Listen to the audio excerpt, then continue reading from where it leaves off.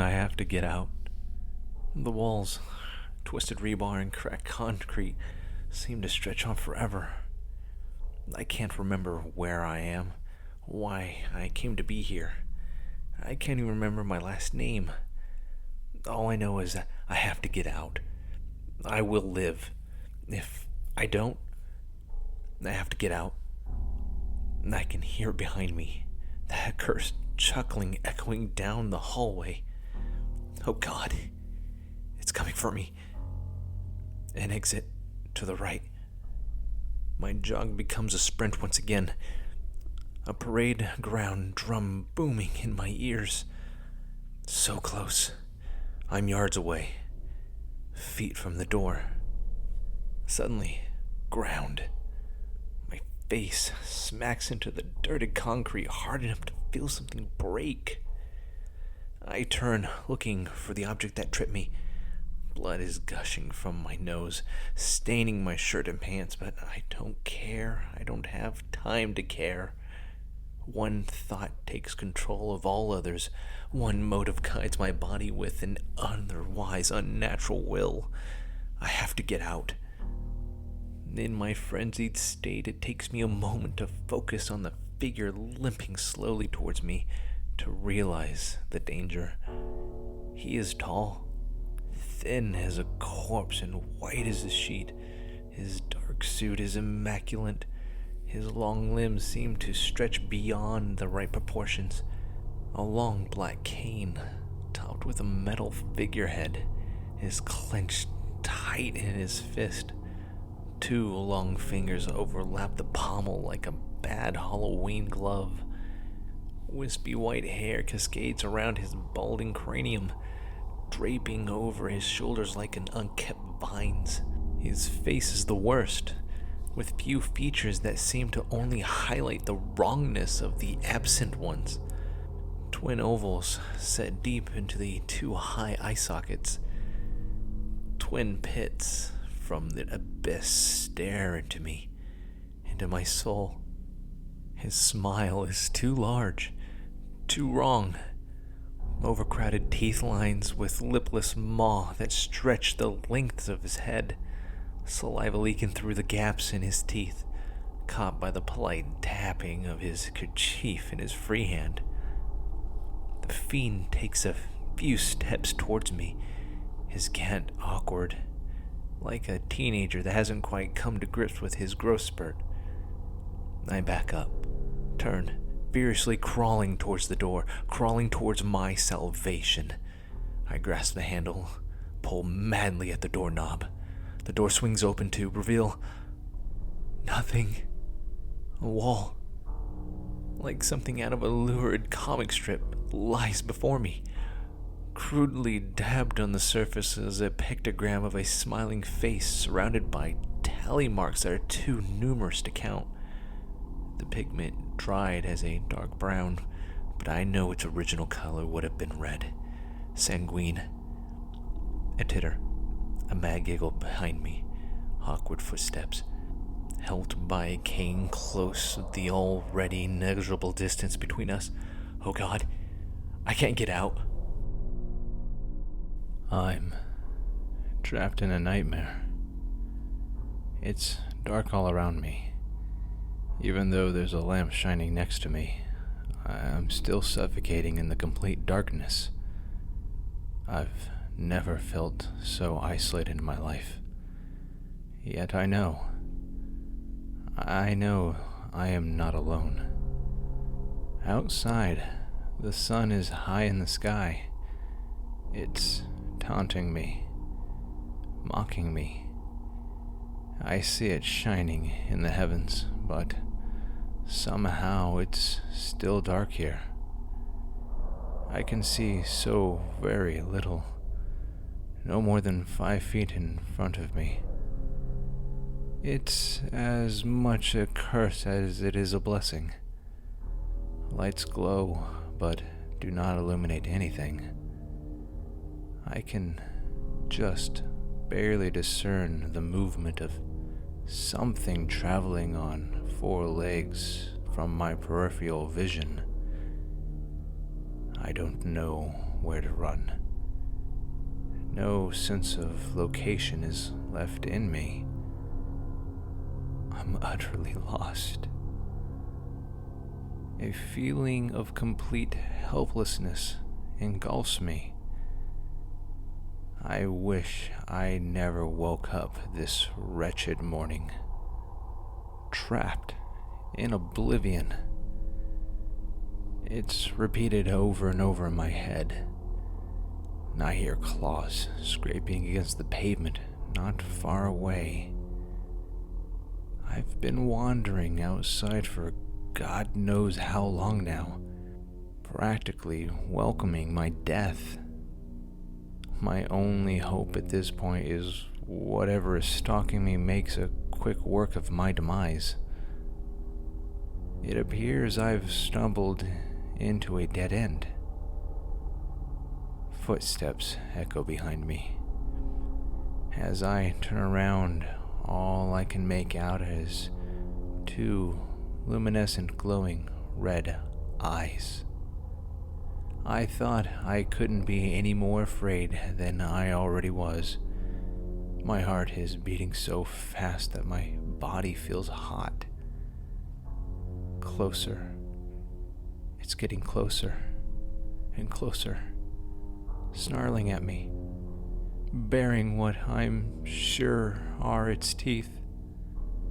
Something is dripping from its maw. Finally, it steps before me, and I know my hell is soon to end. The beast lurches forward and holds me in a godlike vice. Cold blood runs from my neck, cooling my overheated body. The pain is incredible, but I'm sure it'll be over soon. I clench my eyes shut as tight as I can. My teeth grit as I try to ignore the sound of my flesh being torn from its body. Suddenly, I spring forward, my eyes still closed. Only a fragment of the pain remains, and I feel a familiar fabric in my gripping fists. It's my blanket. Finally, I can open my eyes. It's still night outside, but I'm so joyful that the experience was all in my mind. I pull the switch on my bedside lamp, eager to bathe in light once more. My heart sinks. The lamp glows, but my room is still dark. I'm trapped in a nightmare. It was the year of my 25th birthday that my dad told me he was sick. It was hard to hide, really. Obvious. But I suppose it would be hard for such a mountain of a man, someone who's never needed help from anyone, to admit that he was, in fact, dying. Cancer is a nasty thing. It kills you from the inside out. Of course, I had seen both my grandparents perish from the disease, but my dad? It was different. Having just started my first year in nursing school, I was eager to take care of him. He was a very grumpy and personal man, and he didn't like outsiders. The idea of dying in a hospital or with some strange person in his home just didn't sit right with him. So, besides the home health care nurse that came to check on him twice a week, I became the sole caretaker of my father. I put school on hold and cut my hours down at the restaurant where I was waitressing. My dad became my sole priority. He perished quite quickly. His cancer was already at stage 4 when he finally came clean about it. He was very clear on what he wanted after he was no longer with me. A cremation. Quick and easy. Plus, he knew that I was a young, struggling student and really couldn't afford much else. Who would come to my funeral anyway? He joked. I gave him what he wanted. A year or so later, I was officially a certified RN. Perhaps out of guilt, I hadn't sold the house that belonged to my father. Or maybe I just couldn't bring myself to let it go. Either way, I should have shown it more love than I did. A few months down the line, I met a nice man.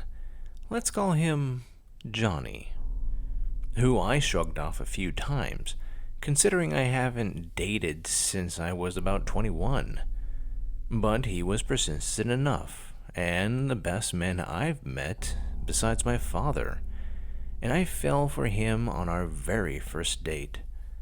Before long, we were married and soon thereafter pregnant with our first child, a little boy, to be named after my father, Stephen Stark.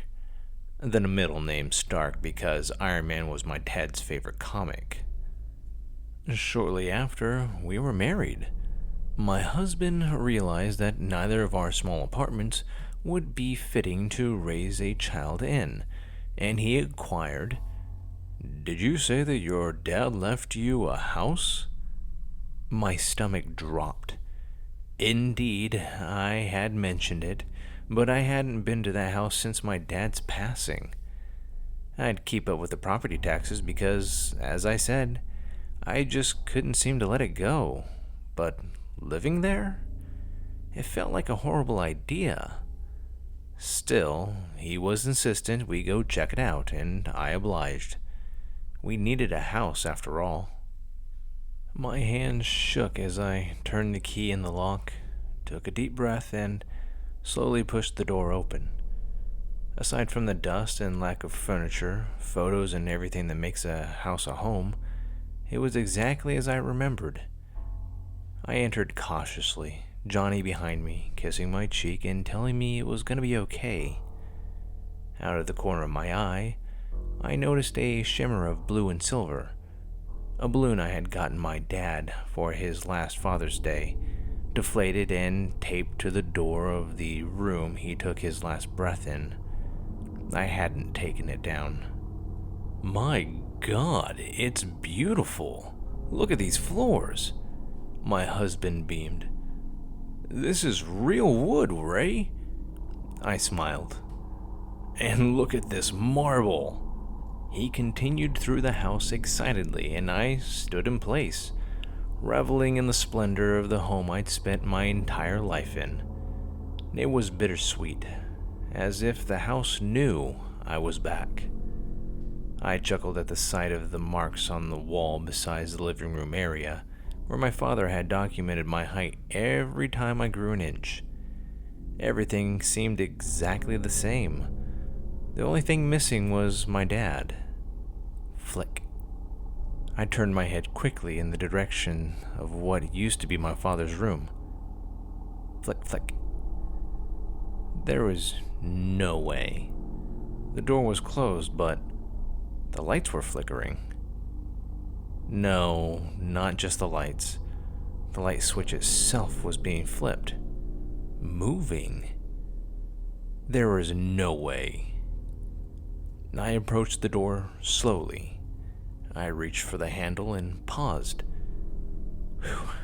Calm down, Ray," I whispered aloud. Then it happened again.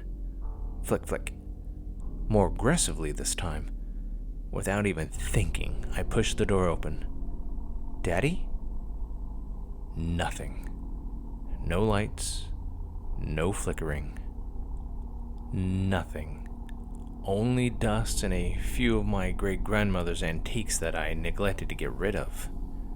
I don't know what I was expecting. I heard Johnny's voice approaching from behind. "Ray, this house is amazing. I can't believe you kept it a secret. It needs a little work, but I can do it all by myself. We won't need to spend a penny, I promise," he said, wrapping his arms around my belly. "I mean, that's if you want." He looked into my hesitant eyes, then over my head. This was your dad's room? I nodded.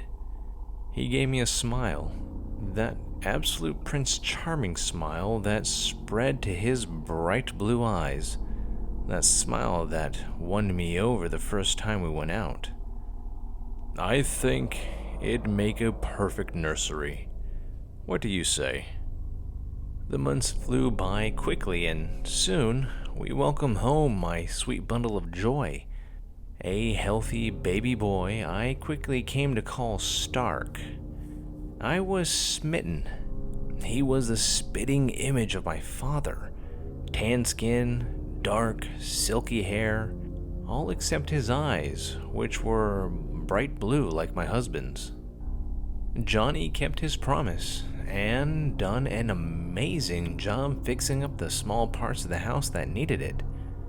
Parenthood was simply a bliss for us. Our baby was happy, and for a long while it felt like home. That is, until that one night. Stark and I were preparing for bed. He fell asleep in my arms as usual, and I went to put him in his crib. That's when it happened. The lights in his room began flickering violently and wouldn't stop. It was enough to trigger an epileptic seizure. I cut to overhead lights and approached the lamp on the nightstand. That flickered also. What the hell? My sweet boy stayed sound asleep, so I brushed it off, laid him in his crib, and settled to tell my husband the room needed to be rewired the next day. But it didn't help. Over the next 6 months, we rewired the room completely. 3 times, in fact. Nothing seemed to work. The strangest thing was that the lights only flickered at night. Every night. That's when I started feeling a decidedly sinister presence. Stark and I were often alone at night, seeing how Johnny didn't get off work until after 8 p.m. Everywhere, all over the house, the lights started flickering. Even if I hadn't turned them on, or so much as touched the switches, it became uncontrollable. I started letting my baby boy sleep with me, with the door to our bedroom shut. I didn't sleep until I heard the soft closing of the door, indicating that my husband was home, and felt his warm kiss on my cheek.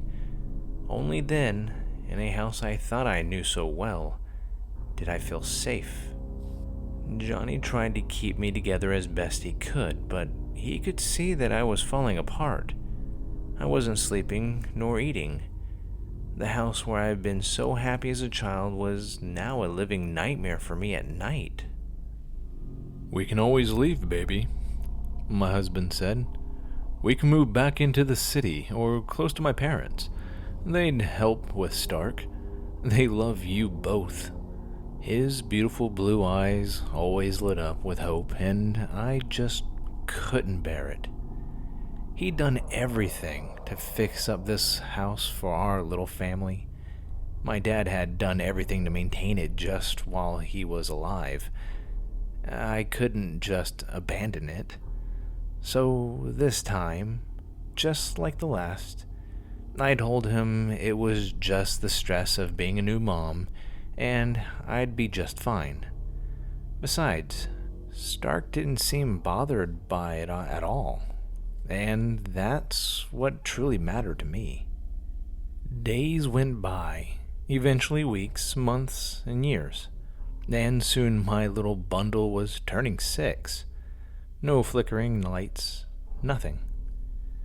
I had come to accept that the incident earlier was just nothing more than a product of motherhood stress, and left it as that.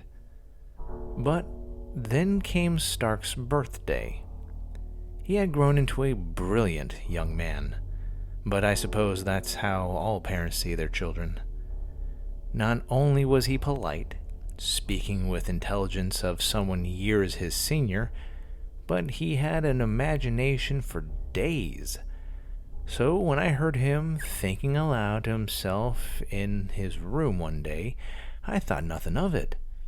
Then he did something that stopped me dead in my tracks. He sang a long, forgotten tune, one I hadn't even remembered existed, yet he recited it perfectly. I turned around and stood outside his bedroom door. Back towards me, playing with his toys, he sang, "Don't be afraid or frightened," I said, "of the monsters that lurk under your bed. Don't be scared of the ones you've read. I will protect you even when I'm dead." I gasped and tears filled my eyes. "Stark," I said, more sharply than intended. He turned to me and smiled. His beautiful eyes lit up. "Yes, Mommy?" I felt bad and cleared my throat. Where did you hear that? What was it that you just sang?"